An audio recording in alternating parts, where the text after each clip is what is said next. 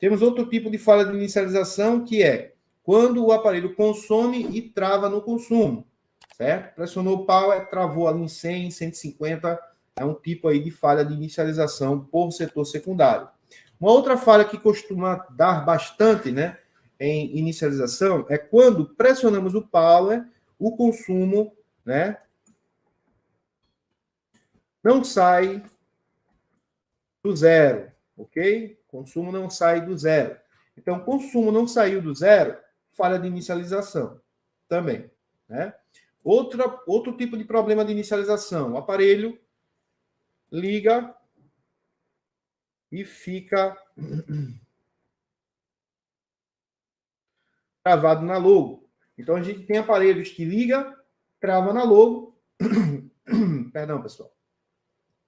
Não entra em modo download, certo? Não entra de forma nenhuma.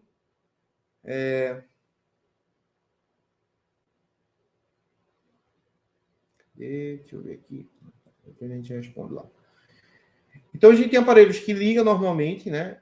Você pressiona o power, ele vai ligar praticamente normal. Só quando ele chega na logo, ele trava. E aí, o que acontece? Você passa software, o aparelho não resolve. E alguns desses tipos de falha, você tenta colocar o aparelho em modo download, e o aparelho também não entra em modo download, certo? Então, isso também é um tipo de falha de inicialização.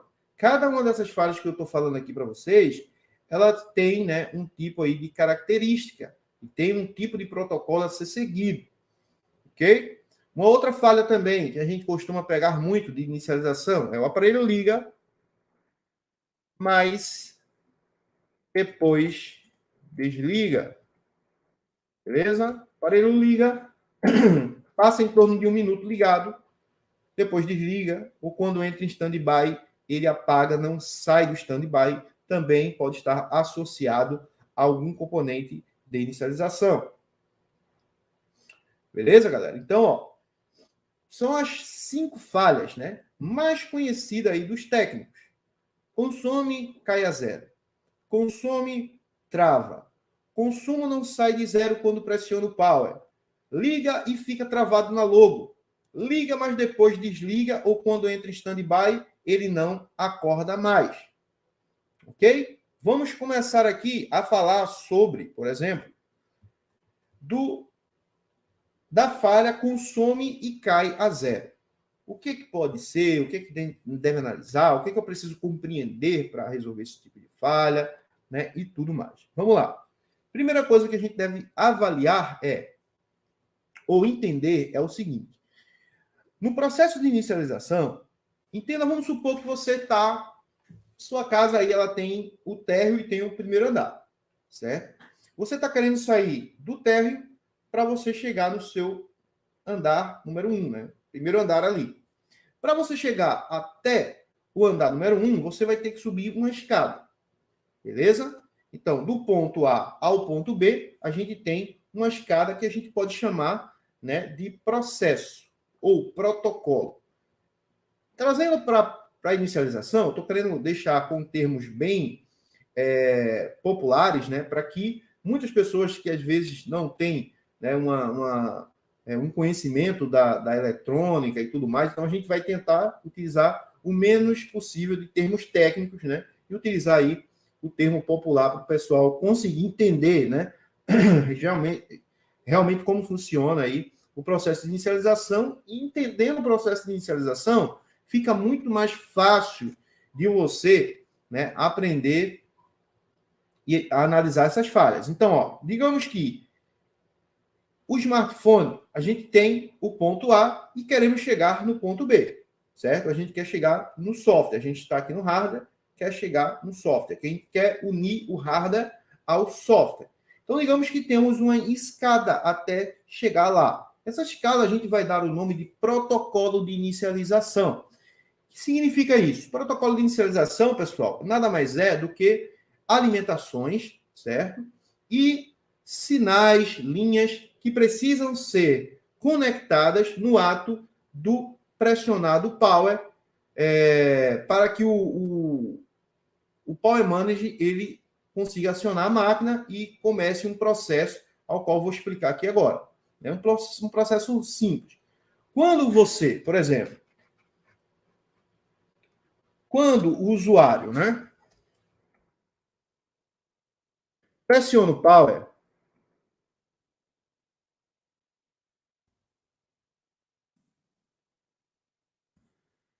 que que acontece? O Power Manager, ele faz o seguinte, ele envia 1.8 volts, cadê? Tá aí gravado aí para vocês, para a CPU, beleza? Envia aí 1.8 volts para a CPU. Quando o Power Manager ele envia 1.8 volts para a CPU, nesse momento, a CPU ela acorda do seu sono profundo, certo? E o que que acontece? A CPU acorda e começa o processo de inicialização. Esse processo de inicialização, galera, como é que funciona? A CPU, ela vai controlar o Power Manager para que o Power Manager, ele agora consiga alimentar os componentes necessários que precisam ser acordados, alimentados e tudo mais. A própria CPU precisa de alimentação porque essa tensão de 1.8 volts que o PMIC envia para a CPU é apenas uma tensão, né, para que a CPU entenda que o seu nível lógico mudou e que precisa ser acordado. Então, Power Manager envia uma tensão do mesmo jeito que quando a gente pressiona o Power, 1.8 volts ou 4 volts, ou ele vai cair a zero, né? O nível lógico pode mudar. Ou seja, deixa eu explicar isso aqui para vocês. Vamos lá. Tem dois tipos de estruturas de power. Ou o botão ele vai estar trabalhando no nível lógico alto, ou o botão ele vai estar trabalhando no nível lógico baixo. Ambos os botões, a gente vai ter resistores de pull-up ou pull-down, que é justamente para que o PMIC consiga realmente entender que ali está sendo pressionado o botão, né? Ele vai entender que o nível lógico dele mudou. Então, se o PMIC ele está enviando 1.8 volts, né? Tem estruturas de power, por exemplo, que o PMIC ele envia 1.8 volts para a CPU, certo? Vamos mostrar isso aqui no esquema elétrico, que fica melhor para a compreensão. Vamos lá. Não saiam aí, pessoal, que a gente vai falar sobre consumo, sobre bastante coisa aí, certo? Então, fica tranquilo aí. Vou só beber uma aguinha aqui, porque a garganta já está secando.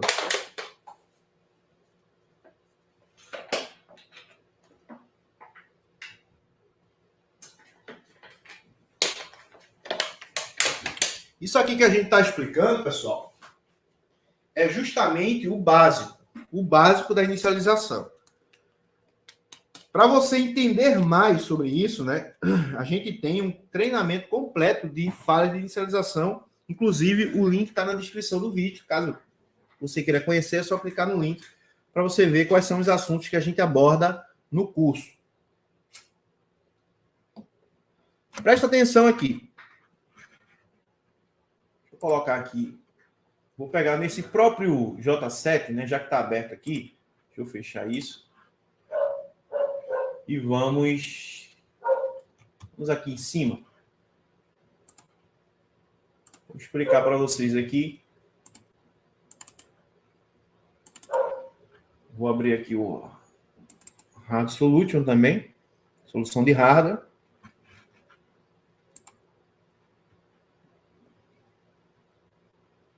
explicar para vocês aqui.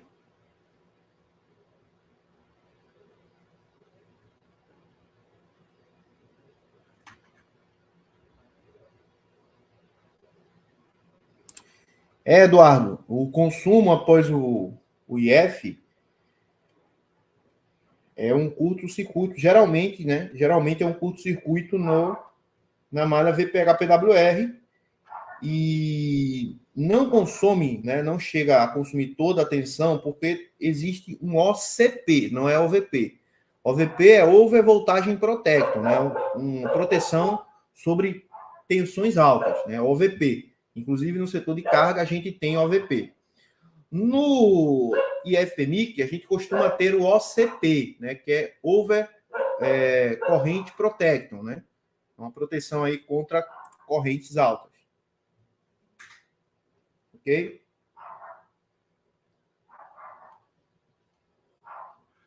Vamos lá. Deixa eu abrir aqui o J7. Vamos colocar aqui charge data.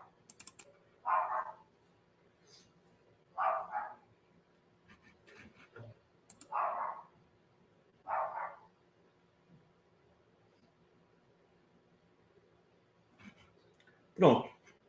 Vamos lá. Temos aqui alguns documentos que dá para a gente brincar um pouco aqui, falar um pouco sobre esses tipos de comportamentos, né, e tal. Vamos no esquemático, primeiramente.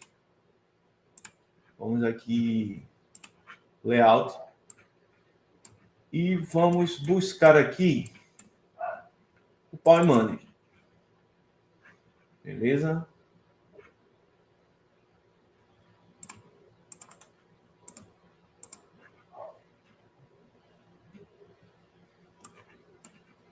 Tá aqui o PMIC da placa, pessoal. Ele é o S2MPU 03X01, certo? É a referência dele aqui, é o código rápido do componente, o U4002.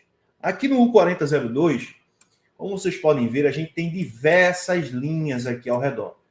Beleza? A gente tem diversas linhas que, do lado de cima, vamos ter as tensões LDO, certo? A gente vai ter as tensões aqui LDO, as tensões VREG. Beleza? Tensões aí que vão alimentar, né, alguns circuitos da placa. As tensões LDO, né, são as tensões low dropout, né, tensões fixas de baixa potência, ok? Quando a gente tem aqui desse lado aqui, por exemplo, né, aqui você está vendo os LDOs, né? Aqui tem LDO, LDO1, aí tem aqui as tensões, né? LDO1, 2, 3, 4, 5, 6 aí. Aí tem o 11, 16, né? E aqui tudo são tensões LDOs, né? Tensões que são fixas, né? E não tem tanta potência. Agora a gente tem aqui, ó, na parte do lado, as tensões V-core ou as tensões Buck, como alguns gostam de chamar, né? Que são nada mais do que tensões reguladas de alta potência, ou seja, ela gera uma corrente, né, elevada aqui. Em alguns aparelhos podem chegar até 10 a 12 amperes de corrente. Ok, galera? Então, é bom ressaltar isso. No caso aqui desse aparelho, a gente percebe, ó, que nesse Buck 1, a gente percebe que temos, ó, V1B1, significa V de voltagem, IN de entrada, B de Buck 1, certo? Aqui, SW, switch 1, FB, feedback, e GND, que é o ground, né, o terra da placa, no caso aqui do bloco. O Power Manager, ele é dividido internamente por setores. Então, a gente tem os setores de alimentação e temos o setor lógico do Power Manager, que temos aqui diversas malhas, né, que são conectadas à CPU e elas precisam estar funcionando perfeitamente para que haja, né, a funcionalidade perfeita do Bootstrap e o aparelho consiga iniciar o seu sistema. Então, aqui perceba o seguinte, aqui, ó, do lado, como eu falei para vocês, são as tensões Buck, certo? Como vocês podem ver, ó, Buck, aqui temos o Buck 1, né, que ela vai para um determinado local da CPU ou da SDRAM. Lembrando, as tensões Buck, pessoal, são tensões, né, Buck Buster. Por isso que o PMIC, ele é considerado um CI Buck Buster, porque ele tanto diminui como ele eleva também, certo? Só que ele eleva, no caso aqui, corrente elétrica, né, justamente por conta de um chaveamento do CI, né? Aqui temos um transistor, que ele vai chavear aqui milhões de vezes por segundo, né? Esse indutor aqui, onde vai gerar um campo eletromagnético, criando, né, uma corrente elétrica alta para alimentar aí a CPU e a SD-RAM conforme a sua necessidade, ok? Então, o Power Manager é um dos circuitos integrados mais importantes da placa, ok?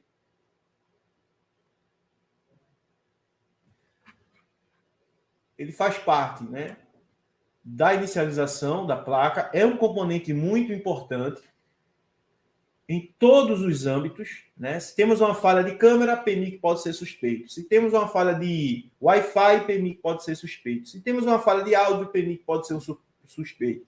Ou seja, muitas falhas que acontecem na placa de um smartphone podem estar associadas ao Power Manager da placa, ok?